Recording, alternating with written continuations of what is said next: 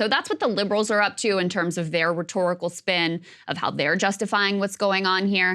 We had a pretty stunning example of what at least one Republican in the House, Brian Mast, this is the dude who wore his IDF uniform to work one day. Who can forget? Yes, indeed. This is his take on why what Israel is doing is completely fine and justified. Take a listen.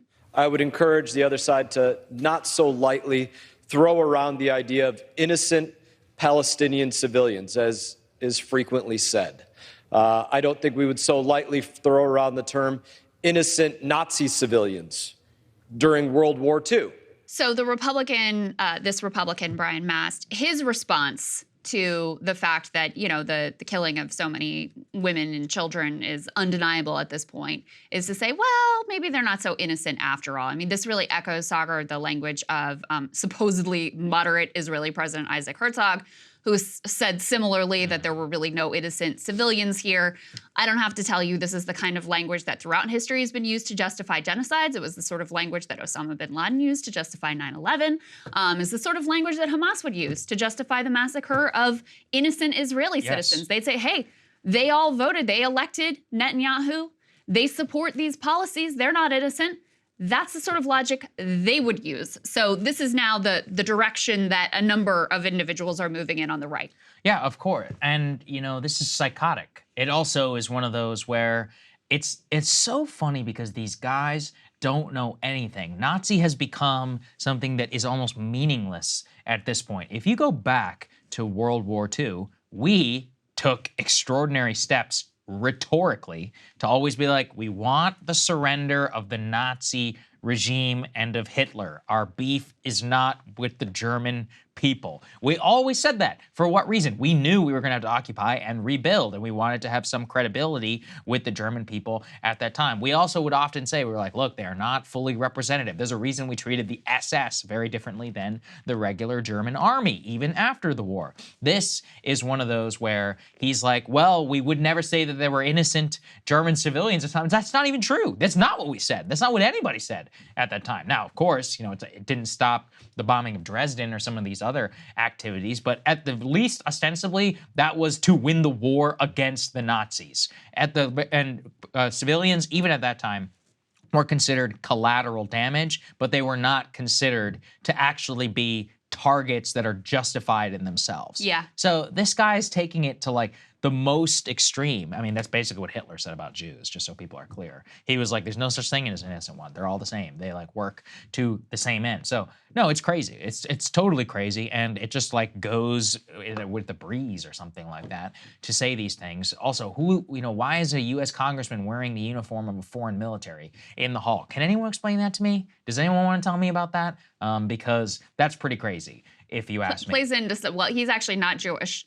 No, that's the craziest part. It does play into some anti-Semitic tropes about like dual loyalty, et cetera, et cetera. Go ahead and put B9 up on the screen because what Representative Mast is basically echoing here is effectively the position of the Israeli government as articulated to U.S. officials. This is a quote that was caught from a New York Times article. Let me read this in full. They say, it became evident to U.S. officials that Israeli leaders believed mass civilian casualties were an acceptable price in the military campaign. In private conversations with American counterparts, Israeli officials referred to how the U.S. and other allied powers resorted to devastating bombings in Germany and Japan during World War II, including the dropping of the 2 atomic warheads in Hiroshima and Nagasaki to try to defeat those countries. So they're literally talking about comparing this situation not only to World War II, not only to the Nazis, but like, hey, you dropped nukes, so any amount of civilian death is totally fine here. So that's effectively what Representative Mast is echoing there. And then, you know, just to give another example of an official in the Israeli government, one of the members of the Knesset who is in the Likud party, which is Netanyahu's party, put this up on the screen. Galit Distal, she also was the Minister of Information in this government. So like, a real like cabinet official until just a couple weeks ago. This is what she wrote on Twitter. This is the translation, just so we're clear. Hate the enemy, hate the monsters. Any vestige of internal bickering is a maddeningly stupid waste of energy. Invest this energy in one thing, erasing all of Gaza from the face of the earth. that the Gazan monsters will fly to the southern fence and try to enter Egyptian territory or they will die.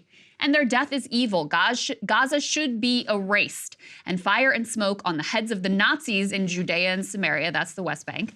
Haran is also a Jew who will shake the earth of the world. I don't know what that reference is, some biblical thing, I guess. A vengeful and cruel IDF is needed here. Anything less is immoral, just unethical. So Gaza should be erased.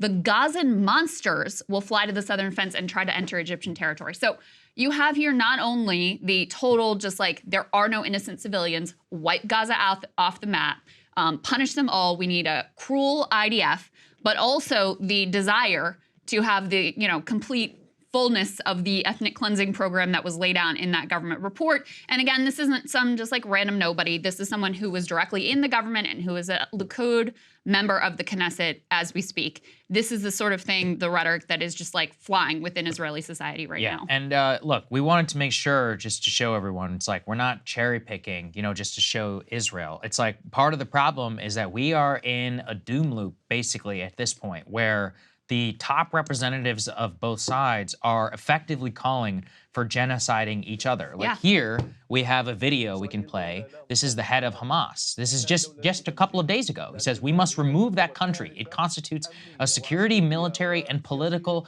catastrophe to the Arab and to the Islamic nation. Must be finished. We are not ashamed to say this with full force. We must teach Israel a lesson. We will do this again and again. The Al-Aqsa flood is the first time and the second time because we have the determination, the resolve, and the capabilities to fight. So just to be clear, we can come out of this, guys, now, is he says, we will do October 7 over and over and over again.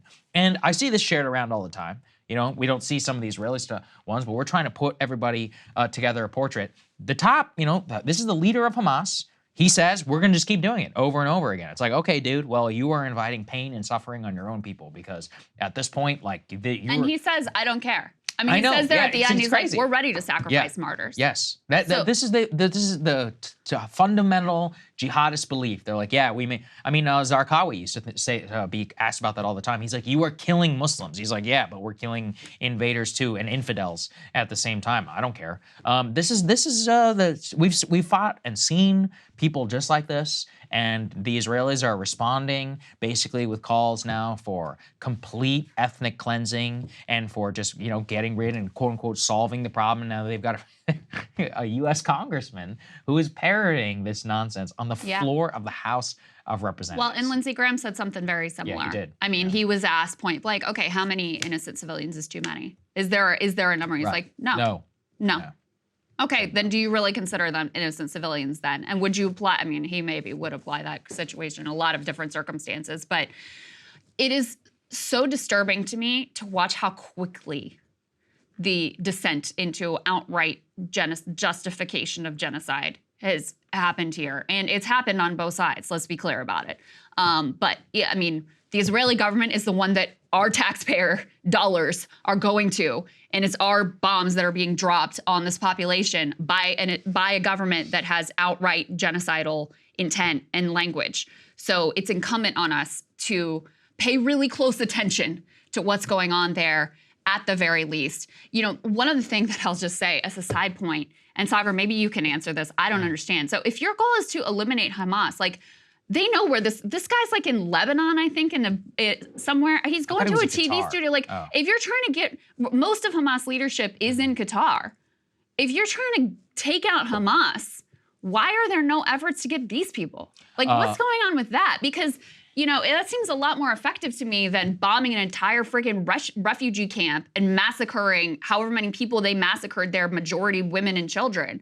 Where's the effort to get this political leadership? Well, that's a great question. That's a question for the Qatari government. It also is a question for the Israelis as to hey, the whole point of the Abraham Accords and others was to restore relations with the Gulf Arab states. So maybe ask for their expulsion. That would be very clear and a simple one. It's actually one that some people are talking about. Or they don't actually care about the stated goal. I mean, listen. The stated goal, because the stated goal is impossible to achieve, as we said.